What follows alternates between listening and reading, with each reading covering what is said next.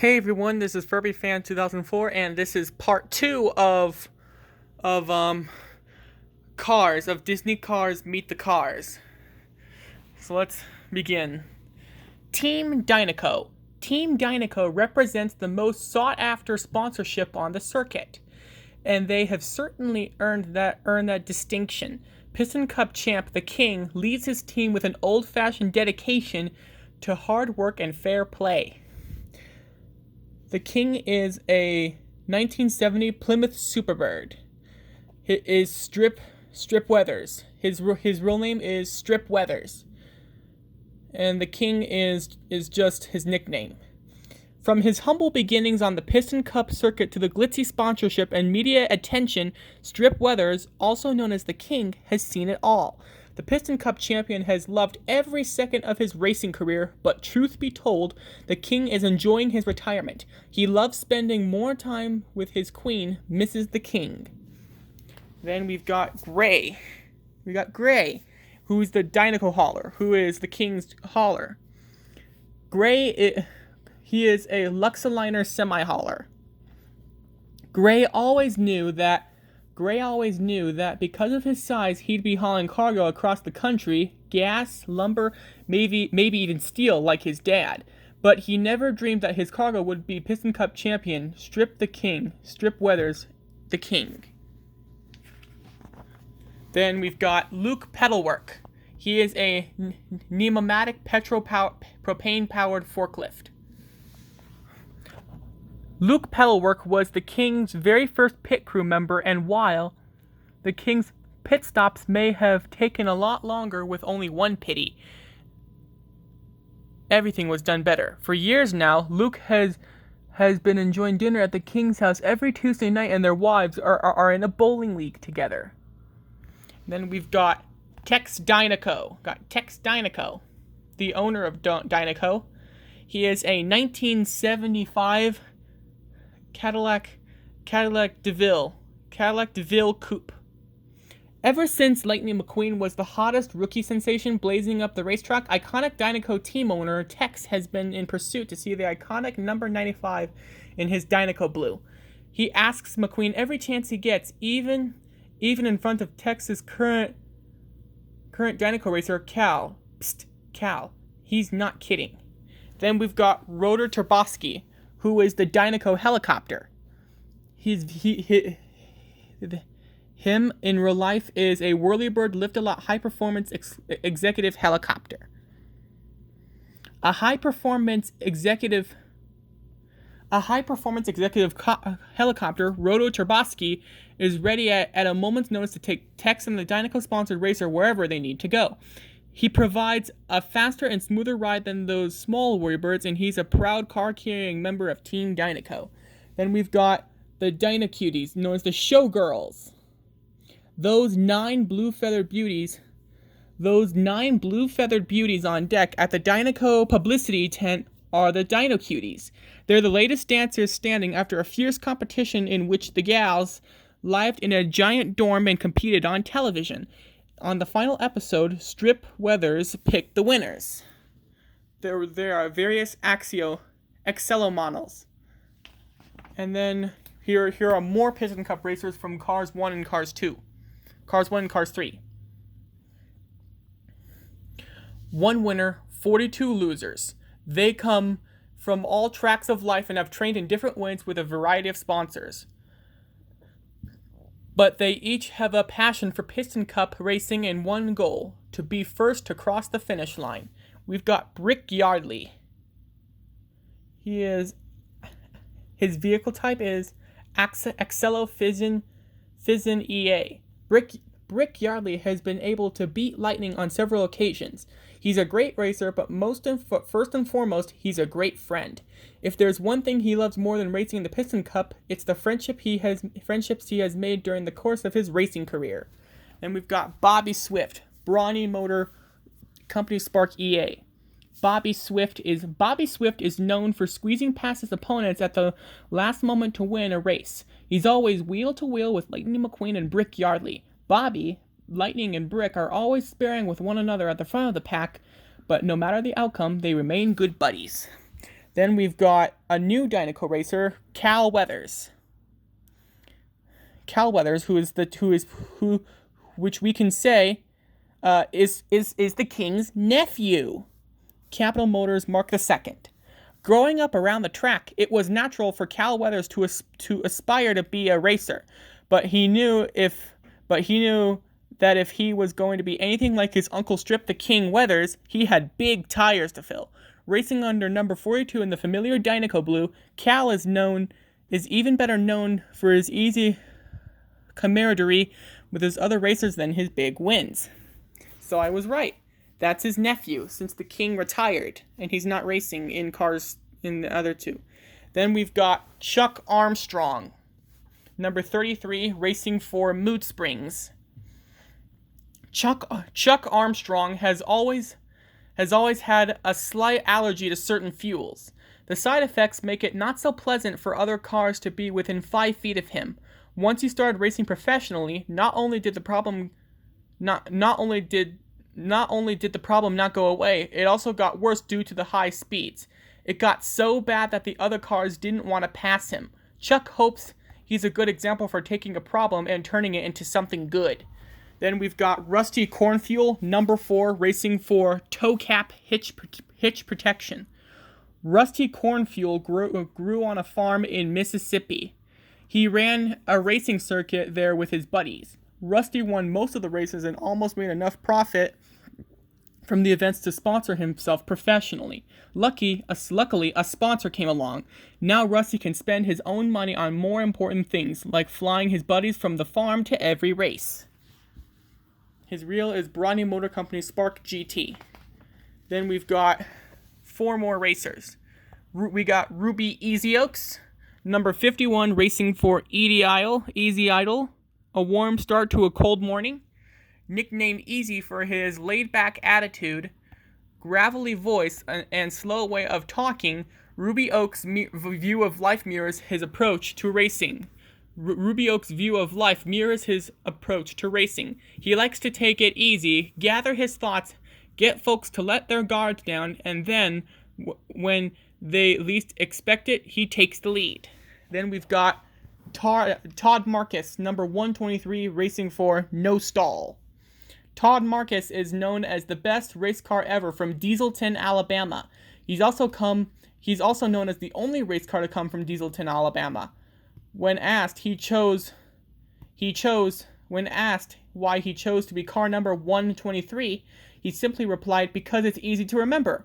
And that's why it's also his ATM number, his internet login, his home security code, and his safe combination. Then we've got Lee Revkin's number 63, racing for Transberry Juice. Lee Revkins practiced driving on the family farm. He recalls an old rickety bridge over a river where he tried to thread the needle across that narrow bridge. Lee credits his nerves of steel to those daredevil runs. These days, Lee threads through Piston Cup traffic every Sunday, competing with some of the fastest cars in the world. And then we've got Floyd Mulvahill, racing number 70, racing for Gasprin Hood Ache Relief. His name is a Stodgy Suaver EX, and Ruby Easy Oaks is a Crown Celestia. Floyd Mulvahill originally trained as an automotive engineer. One day, he decided to put down his tools and pursue his lifelong passion to race. He competed in the Junior Piston Cup Pro Series with the likes of Sage Vanderspin and graduated to the Piston Cup in 2005. He's affectionately known as Smokey Floyd because he enjoys laying long patches of burning rubber in front of adoring fans. Then we've got Murray Clutchburn, number 92, racing for Sputter Stop. Murray Clutchburn's first taste of competition was as a member of the 1984 gold-winning Auto Games Test Track Relay Team. You might recognize him from specially marked boxes of wheelie shredded brakes. After the Auto Games, he went straight into mainstream professional racing. Up next is Johnny Blamer, Number 54, racing for four-wheel drive. Fox-wheel drive, but it's four-wheel drive. That's how you pronounce it. Johnny Blamer is simply one of those cars other racers love to crash into. He's been involved in more collisions than any other car in Piston Cup history, earning him the nickname Magnet Face. He's also known as the hardest working car on the circuit, though he hasn't finished a race in the 10 years he's been competing. He holds the record at 545 starts and 0 finishes. And then we've got Kevin Racing Tire. Kevin and Johnny are Capital Motors. We've got Kevin Racing Tire. Number 35, racing for Shifty Drug. With little natural athletic ability, knowledge of racing's rich history, or understanding of its complex rules, it's a wonder Kevin Racing Tire has been able to last in Piston Cup history as long as he has. He says his success is because of his family, particularly his father-in-law, who is the owner of the large pharmaceutical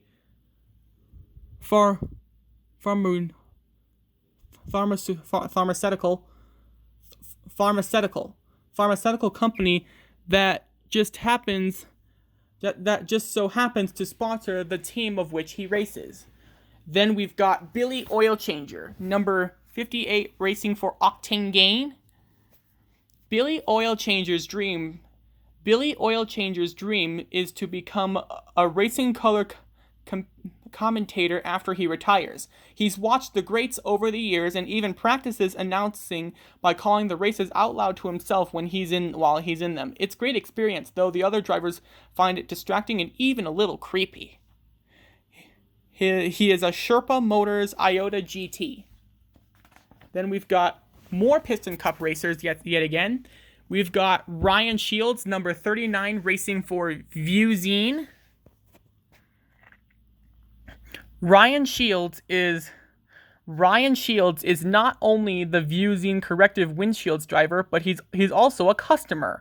Without Vuezine, the race is merely a blur of multicolored blobs moving at 200 miles per hour. His windshield helps out on the track and also has a special coating that cuts down on glare while driving at night. Not to mention, it makes him look smarter. Then we've got Kevin Shiftwright, number 121, racing for Clutch Aid. Kevin Shiftwright is the fourth in a long line. Kevin Shiftwright is the fourth in a long line of racers in the Shiftwright family. His great-grandfather Kurt raced in the old dirt tracks of the 1950s. Kevin's grandfather Craig won 2 Piston Cups in the late 1970s, and his dad Clint won 3 in the early 1990s. Kevin tries not to let the pressure of his family history get back to him more when he's on the track or at the dinner table. Then we've got Durksen Di Alessandro, number 34, racing for Trunk Fresh. Durksen Di Alessandro discovered his natural racing abilities while working in a graphics department for a small racing outfit. Running errands between buildings, he dodged all kinds of obstacles at insane speeds. One day, Durksen caught the eye of the racing shop's owner, who fired the young upstart for what he considered reckless driving in the workplace. Then he rehired him as one of the pro racers. He could tell Durksen had a natural talent for the track. And then we've got Slider Petrolski, number 74, racing for Sidewall Shine. Slider Petrolski's parents named him Slider after his uncle, famed dirt track racer Slide Powers, who graced the gritty, makeshift tracks of the late 1940s. Slider wanted to be like his uncle. He started racing at an early age. He challenged postal trucks, taxis, and delivery vans, as well as all varieties of unsuspecting pedestrian motorists. He even raced a police car, but only once. We've got Sage Vanderspin, We got Sage Vanderspin, number 80, racing for Gaskets, the racetrack treat.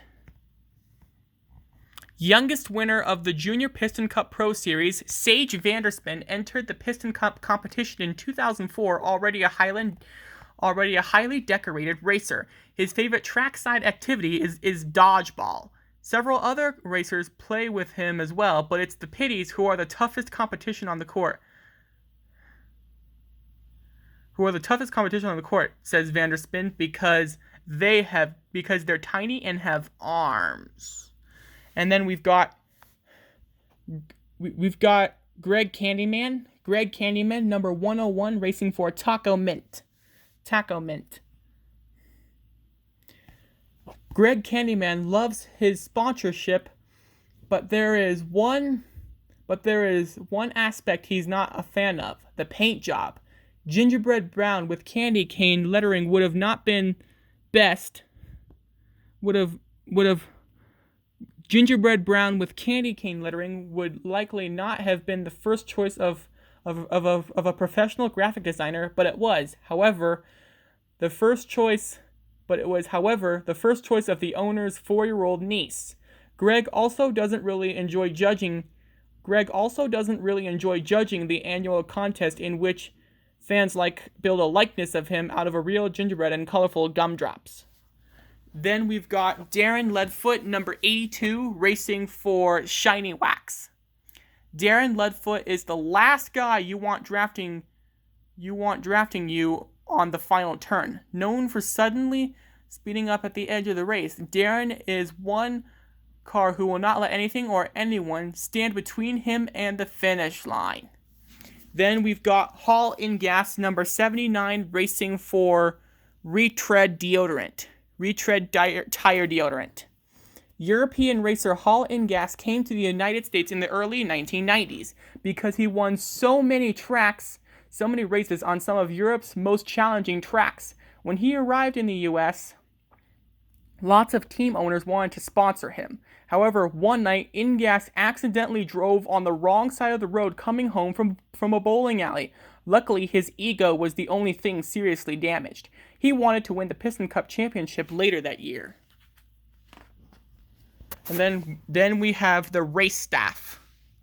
Being a successful racer doesn't just mean being lightning fast on the track. It also means making quick pit stops and receiving accurate information from your crew about what is happening during the race. When all your pieces mesh well, you can add winner after your name and a new trophy to your shelf. Then we've got Chief No Stall. Holiday Lugnutter is his vehicle type.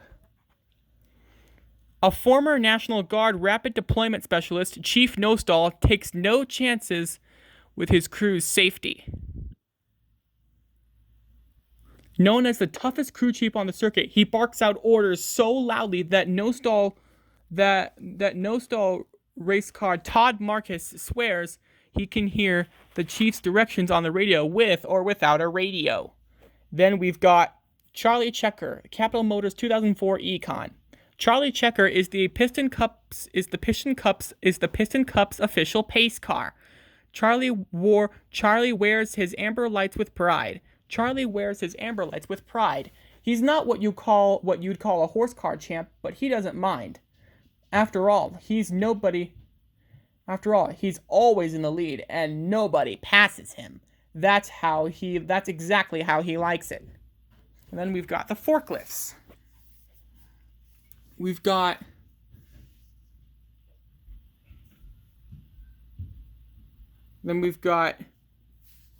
Petrol. We've got Petrol Paluski, 2003 pneumatic petrol-powered forklift.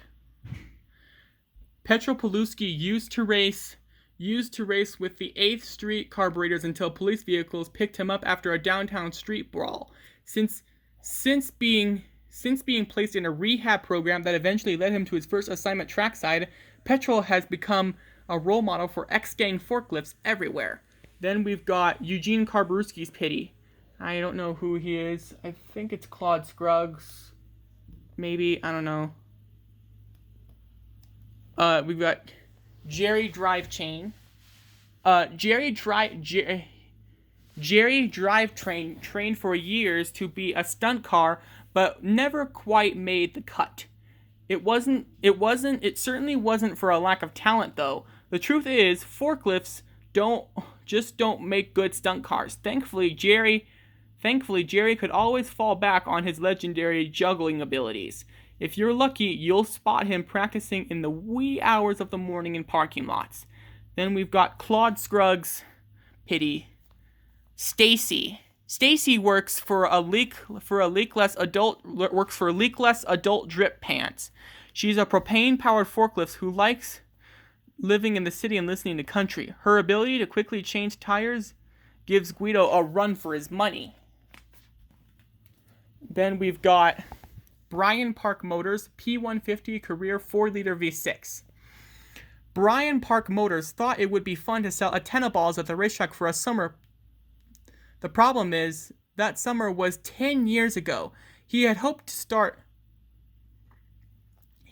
to start seriously pursuing his singing career in September, but one thing led to another, and his part-time became his career. But Bryan does enjoy the excitement of the racetrack, and sometimes when he's calling out, "Get your antenna balls here!"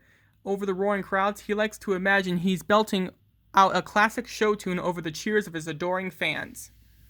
Then we've got Chris Revstopski. Pablo Loco four-cylinder compact pickup. Being a Piston Cup flag car like Chris Revstopski is hard work. Many fans of racing don't realize the rigorous training and testing a vehicle needs to go through in order to prove they are worthy of holding that checkered flag. When a race begins or ends, it's all eyes on Chris Revstopski. Then we've got Tow Truck Tom. Got Tow. This is Tow, not Tom. He is a How's Little Crew Cab. As the official tow rig of the Piston Cup circus, Tow has pulled his share of battered, weepy champions off the track. He's seen the top racers in their lowest moments, but he also respects their privacy. Then we've got race official Tom. Remy Runabout Orbit. Tom is a Piston Cup race official. Tom is a Piston Cup race official, but that doesn't mean he's not a fun guy. Sure, rules and regulations are important to him, but he also enjoys a good joke or a fun prank now and then. He once switched the signs on entrance C44 of a stadium with C45 to temporarily confuse his fellow race officials.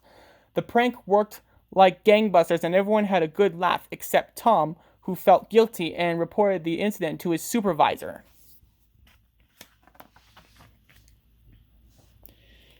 This is the last page I'm going to do for now. We've got Tiny Lugsworth, the Dowser, his vehicle type, Dowser XL2.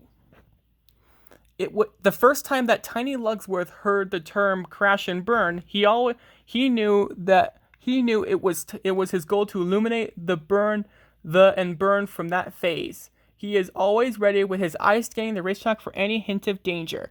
At the end of the day, no racer is going to burn up on his watch. Fire trucks always have a lot of stories, but he will never forget the time when he showed up on the scene of Lightning McQueen's big crash. Tiny never expected to see one of his favorite racers go up in flames. Then we've got Herb Kerber. Herb Kerbler. Hollital Dragon. Racers never wanted to see a tow truck on the track until they need one. And they usually need one at their most vulnerable moment. But they can rest assured that Herb Kerbler will take good care of them. Herb is always ready to zoom out onto the track to help any race car in need of a tow. Then we've got Barney Storman. He is a Wacool biplane company. Barney Storman is a professional skyrider. His job not only requires aerobatic skill and relatively low winds, but also good spelling. Because, as Barney likes to say, there is no eraser in the sky. Then we've got Al Loft, the Lightyear blimp. the Lightyear, Al-Oft is high on life. As an enormous billboard in the sky for the Lightyear Tire Company, proud sponsor of the Piston Cup, he loves to provide those great grand images from high above the racetrack. And he's very happy that his job sends him to great sporting events because he always has the best view in the house. So, part 3 will come soon, so stay tuned to be continued.